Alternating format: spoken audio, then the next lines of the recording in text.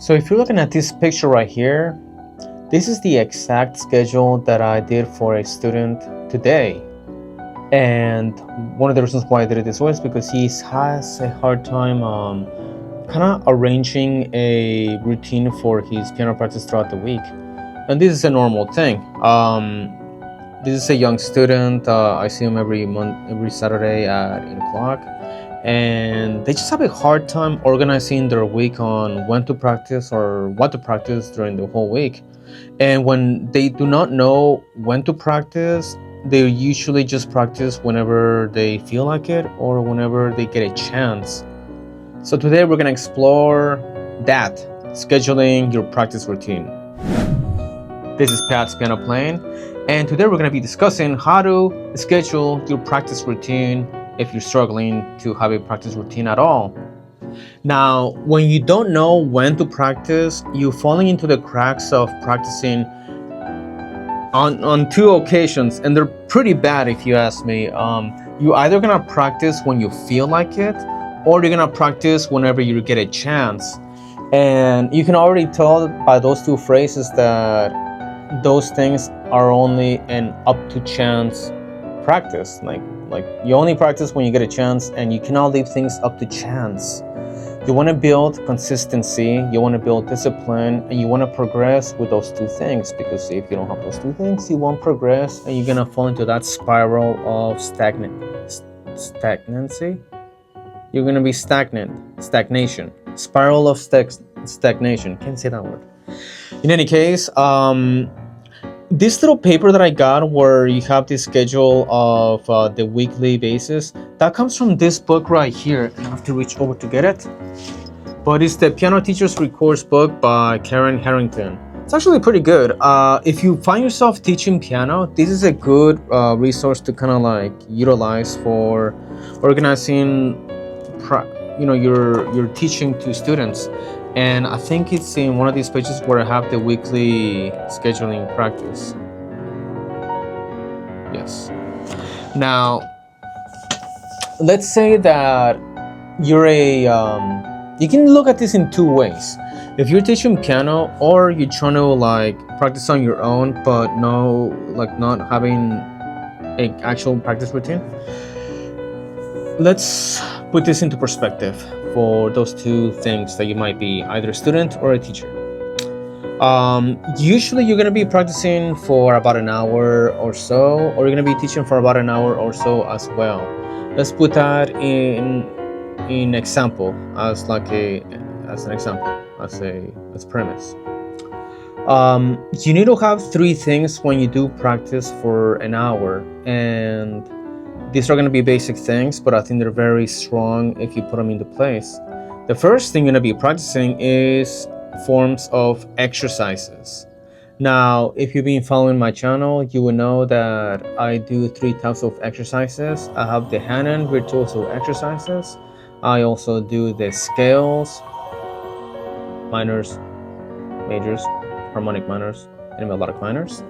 And then I do the stretching finger exercises of Brahms from his 50th exercises book, doing 8A and 8B. I didn't mean to go into too much detail on those, but those are the exercises that I do. And usually when I'm teaching exercises to young students, I usually go for the Alfred series of his Technique 1A, Technique Book 1A. But nevertheless, whatever exercises you're implementing for yourself or for anyone you're guiding, you're gonna want to fill in the exercise time. The other thing, and there's three, so the other thing you gotta add to your hour of practicing is a song list. Now, this has to do more with songs you already know. Let's say that you've been practicing for a little while, but you just don't know when to practice, and that's the premise. First, we're gonna know what you're actually practicing, so these are the three things: exercises, song list, and let's say that you already know how to play a few songs. You wanna add those to what would be called a song list. And a song list will be included with the tempo and the time signature that you're gonna be practicing it on, because you're always gonna be practicing it with the metronome on. And I would say that whatever songs you already know, you want to practice it 3 repetitions. First repetition would be without any beats or anything like that. You're just gonna play it in real time to see what the current state of that song is. Second, you're gonna add the metronome. So you're gonna play with the metronome on. This can include whatever metronome you're practicing it on. Let's say that you're practicing it at a slower pace, so the time signature is gonna vary with that. But most likely you're gonna want to play with the exact time signature and rhythmic tempo flow that the music is written as. And then when you play it that third time, you're gonna take away those things. You're gonna take away the metronome, and then you're gonna practice this song in real time without anything but your own expertise from playing it with the metronome. So that would be the second thing you want to practice when you're practicing in your practice hour. The next thing and the last thing, the third thing, would be whatever current song you're actually working on. This can include the new song that you're currently working towards.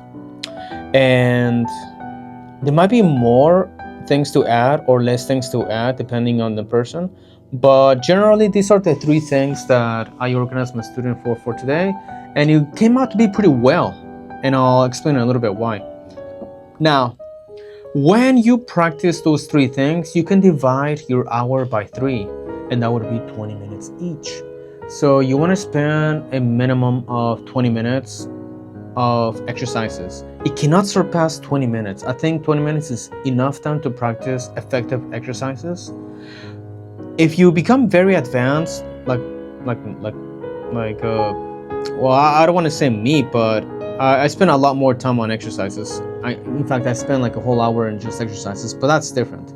If I was to practice an hour, I would probably do the same. I would probably cut it to 20 minutes and just do exactly the very best effective ones. But let's say that you're teaching a child or somebody who's kind of new on the piano. You're not gonna utilize more than 20 minutes to do exercises with them. So you're gonna do 20 minutes of exercises, 20 minutes of song list, which will include a more or less a couple of songs with the metronome on, without, and without again, without. I'll do a video on that. We're gonna practice the song list, and you must actually do well on these, because otherwise you won't have what I call song retention. You need to develop song retention. And the third thing would be the current song, which also will add 20 minutes. The brain can only input a certain amount of time before it burns out, and you'll get a diminishing return on your practice. But generally an hour, 20 minutes of exercises, 20 minutes of song list, and 20 minutes of new song. Now, what I did for my student today is that since they're busy and everyone is busy as well, and they're also like kids, you want to minimize their time when they do practice, but you also want them to practice in a way that's efficient, effective, and overall effective. I'll use that word again. Effectiveness, that's the word you want to use, effective. Because it's kind of like the gym, right? Like if you practice for 2 hours and you do nothing but but you don't exercise well, you're not gonna see good results, and you can minimize your exercises to 1 hour, but you do exactly the best exercises in slow and controlled manner, full range of motion, and then you see some results with that. So it's not really a matter of time, but it's a matter of effectiveness. So what does that mean? If we divide the hour by 3 and we have 20 minutes of each of those things, if you're a teacher, you can spend an hour with them weekly for those 60 minutes, 20 minutes, each one of those things. Now, if you take away that day that you see them, then they have 6 days to practice all those things that you're giving them for that hour. Now, this is actually very important, and I think it's kind of cool to categorize it for them this manner. Let's say that, just like me, you're teaching them on a Saturday, and you're teaching them exercises, song list, and the current song that you're in. So on Sunday, you would want them to practice exercises, but they have to be locked in. They have to practice the exercises exactly how they are written, and in the certain amount of times, and in a certain amount of reps and sets that you need them to practice as. On Monday, they will practice the song list, and they also have to lock in. They have to practice each song very well without the metronome, and then with the metronome, and then without the metronome afterwards. 3 reps for each song. And then And even if it's like 2 songs and it took them 5 minutes, well, you can actually overlap and have them practice something more to fill in the extra 15 minutes. So you can also add the new song or an exercise before that song. So there's a little wiggle room that you can add. If one of those pillars is like less than 20 minutes, then you can say, okay, well, if you're only doing one exercise and it takes you 10 minutes, but you have another 10 minutes, then you can add the song list after that. So there's a lot of wiggle room. You can do that. But once they're locked in and everything's well timed, then let's say that, and I'll have to say it again. Let's say that you practice with them on Saturday. So on Sunday, beginning of the week on the calendar, they can begin practicing their exercises. On Monday, they can practice their song list. On Tuesday, they practice the current song. On Wednesdays, they practice again the exercises. On Thursdays, they practice again the song list. On Friday, they practice again the current song.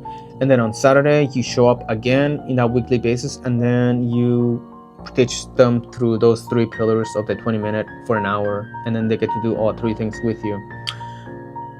There are many ways of practicing, seriously. And I don't think this is like a fixed way of practicing that's gonna be a fit for all kind of case. I think the way you practice is very fluid, but now you can actually organize the way you have them practice, because this is the response I get a lot of times when I ask my students, when you practice. I already heard today alone, I heard 2 students saying, one student says whenever I get a chance, and the other student said whenever I feel like it. And well, very kindly, I told them about the need for consistency and discipline. Because if you let chance take over and guide you, if you let your emotions and whenever I feel like it, you will not see progress. You will see stagnation. Because the mind, as we discussed in another video, the mind and the body are in 2 different worlds. We can imagine the infinite, but our hands are still in a limited physical world. So your hands and body needs repetition and consistency. Now, if they're very busy, as most of them claim to be, then all you need to muster out of them is 20 minutes. And their parents can reinforce that, and that becomes a whole different story. Maybe another video too, because parents also play a big role in a positive and sometimes negative way. So I'll probably make a video about that at another occasion. But parents also need to engage with their students, with their children, and reinforce their practice time. I gotta get going, but this is a very effective schedule practice routine that you can implement. And let me know if you have any questions. Drop a comment and let me know what practice routine you're engaging for yourself or for any students that you might be actually teaching if you are a piano teacher. And well, this was a short video, but thank you for your attention. If you make it to the end, I appreciate it a lot. Maybe comment to see what your thoughts are. And as usual, like, share, and subscribe if you get a chance. And I'll see you on the next video. Bye.